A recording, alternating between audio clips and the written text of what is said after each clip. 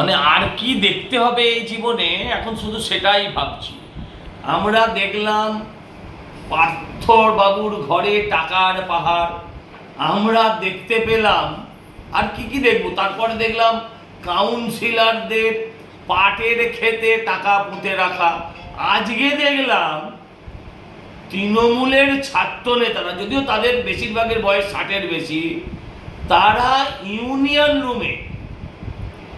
Union রুমে আলমারির ভেতর লাখ লাখ টাকা, এবং সেই টাকাও উইয়ে খেয়েছে। ভাবতে পারেন কত টাকা থাকলে পরে টাকা উইতে খায়। এর আগে আমি দেখিয়েছিলাম এই কলেজের, এদের ইউনিয়ন ফান্ডে, কলেজের ফাংশন ফান্ডে 1.5 কোটি টাকার বেশি এখন অবধি ডিপোজিট আছে। আর এখন দেখা যাচ্ছে লাখ লাখ টাকা উই খাওয়া, এবং এই সমস্ত টাকা জনতার, এদের গরিবের টাকা, ছেলেদেরকে ভর্তির টাকা।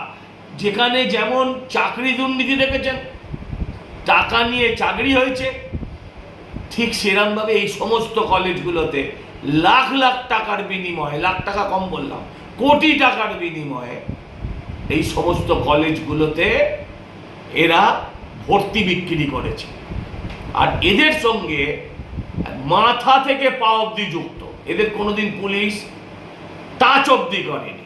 এদের জন্য, এদের টাকা নিয়ে ভর্তির কারণে একটি মেয়ে সুইসাইড করেছে। এদের বিরুদ্ধে এর থেকে অনেক গুরুতর অভিযোগ আছে। তার সত্ত্বেও পুলিশ এদের কোনোদিন কেশাগ্র স্পর্শ করেনি। এদেরকে সারা জীবন জেল কাটালেও বাংলার মানুষের রাগ যাবে না। তাই বলছি যে এদেরকে ইমিডিয়েট গ্রেফতার করা হোক। তারপরে দেখুন এইভাবে বান্ডিল বান্ডিল টাকা উইতে খেয়েছে।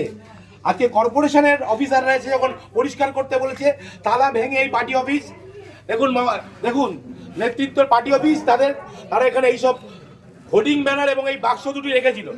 আজকে এখানের তালা ভেঙে এখানকার কর্মচারীরা, এখানকার সাফাই কর্মচারীরা, এখানকার অধ্যাপকদের অনুমতি নিয়ে এগুলো উদ্ধার করেছে। আপনারা দেখুন কি পরিমাণ টাকা, 100 টাকা 500 টাকার বান্ডিল উই পোকায় খেয়েছে। এই টাকার উৎস কি আমরা জানতে চাই? এই টাকা কারা? দিনের পর দিন এই কলেজে যারা দুর্নীতি করেছে, এই কলেজে যারা দিনের পর দিন ধরে দুর্নীতি করেছে, এই কলেজে দিনের পর দিন যারা টিচিং স্টাফদের ঠকিয়েছে, প্রফেসরদের সঙ্গে গুন্ডামি করেছে, তাদের প্রত্যেকের টাকা এটা। এবং এই টাকা কোথা থেকে এসছে তারও উত্তর দিতে হবে। আমরা আজ পুলিশ ডেকেছি, মিডিয়াকে আমরা খবর দিয়েছি, তারা আসছে, এগুলো তারা সিজার করবে, এগুলো তারা নেবে, এবং তাদের প্রত্যেকের জন্য সাজা হবে। এবং আমরা যত অপর পর্যন্ত যেতে হয়, আমরা যে একটা শিক্ষা প্রতিষ্ঠানে, এটা কি কোনো মন্ত্রীর হাতের তলা? আপনারা ভাবুন, লজ্জার বিষয়। একটা শিক্ষা প্রতিষ্ঠানে এইভাবে টাকা পাওয়া যাচ্ছে উইতে খাওয়া। সুরেন্দ্রনাথ কলেজের পেছনে জিমনাসিয়ামের সামনে পুরনো গোডাউন ঘর থেকে, এই ঘরটি দেখাও। আমরা এই দুটোই বাক্স উদ্ধার করেছি, তার মধ্যে এইভাবে টাকা উইতে খাওয়া টাকা পড়ে রয়েছে। আরো 2-3টি ঘর এরকম বন্ধ রয়েছে, সেগুলো ভাঙার প্রক্রিয়া চলছে। কলেজের স্টাফরা রয়েছেন, প্রিন্সিপাল স্যাররা রয়েছেন, সকলের সামনে আমরা মুচিপাড়া থানার পুলিশ কর্তৃপক্ষকে খবর দিয়েছি, তারা এগুলো সিজ করবেন। মিডিয়াকে খবর দেওয়া আছে সকলের সামনে। এগুলো আপনারা দেখুন কিভাবে মানুষের সঙ্গে দুর্নীতি করা হয়েছে। মানুষ খেতে পাচ্ছে না, সারা দেশ বিভিন্ন রকম ক্রাইসিসে ভুগছে, সেইখানে দেখুন এইভাবে টাকা উইতে খাচ্ছে।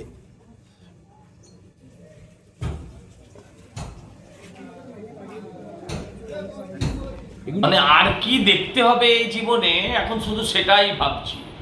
আমরা দেখলাম পার্থর বাবুর ঘরে টাকার পাহাড়, আমরা দেখতে পেলাম। আর কি কি দেখবো? তারপরে দেখলাম কাউন্সিলরদের পাটের খেতে টাকা পুঁতে রাখা। আজকে দেখলাম তৃণমূলের ছাত্র নেতারা, যদিও তাদের বেশিরভাগের বয়স 60-এর বেশি, তারা ইউনিয়ন রুমে আলমারির ভেতর লাখ লাখ টাকা, এবং সেই টাকাও উইয়ে খেয়েছে। ভাবতে পারেন কত টাকা থাকলে পরে টাকা উইতে খায়। এর আগে আমি দেখিয়েছিলাম এই কলেজের, এদের ইউনিয়ন ফান্ডে, কলেজের ফাংশন ফান্ডে 1.5 কোটি টাকার বেশি এখন অবধি ডিপোজিট আছে। আর এখন দেখা যাচ্ছে লাখ লাখ টাকা খাওয়া, এবং এই সমস্ত টাকা জনতার, এদের গরিবের টাকা, ছেলেদেরকে ভর্তির টাকা। যেখানে যেমন চাকরি দুর্নীতি দেখেছেন, টাকা নিয়ে চাকরি হয়েছে, ঠিক সেরকমভাবে এই সমস্ত কলেজগুলোতে লাখ লাখ টাকার বিনিময়ে, লাখ টাকা কম বললাম, কোটি টাকার বিনিময়ে এই সমস্ত কলেজগুলোতে এরা ভর্তি বিক্রি করেছে। আর এদের সঙ্গে মাথা থেকে পা অবধি যুক্ত, এদের কোনোদিন পুলিশ টাচ অবধি করেনি। এদের জন্য, এদের টাকা নিয়ে ভর্তির কারণে একটি মেয়ে সুইসাইড করেছে, এদের বিরুদ্ধে এর থেকে অনেক গুরুতর অভিযোগ আছে। তার সত্ত্বেও পুলিশ এদের কোনোদিন কেশাগ্র স্পর্শ করেনি। এদেরকে সারা জীবন জেল কাটালেও বাংলার মানুষের রাগ যাবে না। তাই বলছি যে এদেরকে ইমিডিয়েট গ্রেপ্তার করা হোক।